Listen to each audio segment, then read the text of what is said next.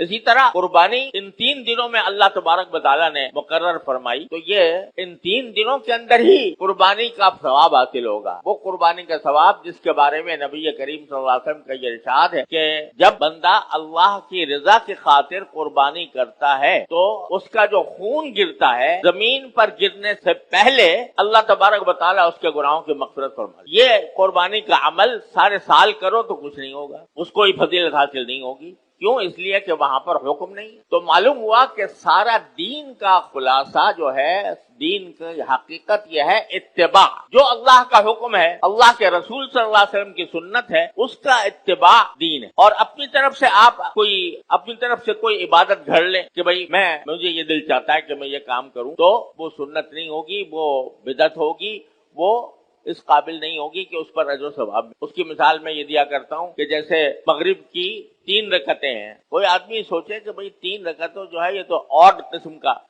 عدد ہے، اس کو میں ایون کر لوں اور 4 رکعتیں پڑھ لوں، تو اگر وہ 4 رکعتیں پڑھے گا مغرب کی تو کیا ہوگا؟ وہ 3 بھی جائیں گی، وہ 3 بھی ختم ہو گئی۔ کیوں؟ اس لیے کہ حکم نہیں تھا، اپنی طرف سے اضافہ کر دیا۔ لہذا عبادت وہی ہے کہ جو اللہ تبارک و تعالیٰ نے مقرر کر دی، یا اللہ کے رسول صلی اللہ علیہ وسلم نے مقرر کر دی، یا صحابہ کرام اور خلفائے راشدین نے مقرر کر دی۔ اس کے علاوہ کوئی عمل اگر انسان اپنی طرف سے ایجاد کر کے کرے گا تو وہ عمل مقبول نہیں ہو اللہ تبارک و تعالیٰ کی۔ یہ بہت بڑا سبق ہے جو اس ذوالحجہ کی ان 3 عبادتوں میں مل رہا۔ آج آپ نماز پڑھیں گے، نماز پڑھ کے اگر بلند آواز سے آپ اللہ اکبر لا الہ الا اللہ اکبر کہیں گے تو اس پر وہ ثواب نہیں ملے گا۔ کیوں نہیں ملے گا؟ کہ وہ دن نہیں آیا جس دن میں یہ واجب کیا گیا ہے، تو اتباع نہ ہوئی، اپنی طرف سے ہم نے ایجاد کر لیا۔ تو یہ لہذا وہی عمل مقبول ہے اللہ تبارک و تعالیٰ کے ہاں جو یا تو قرآن سے ثابت ہو، یا سنت سے ثابت ہو، نبی کریم صلی اللہ علیہ وسلم کی سنت سے،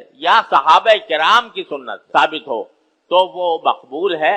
اور اس کے علاوہ اپنی طرف سے ہم کوئی ایجاد کر لیں تو وہ اللہ تعالیٰ کے مقبول نہیں ہو۔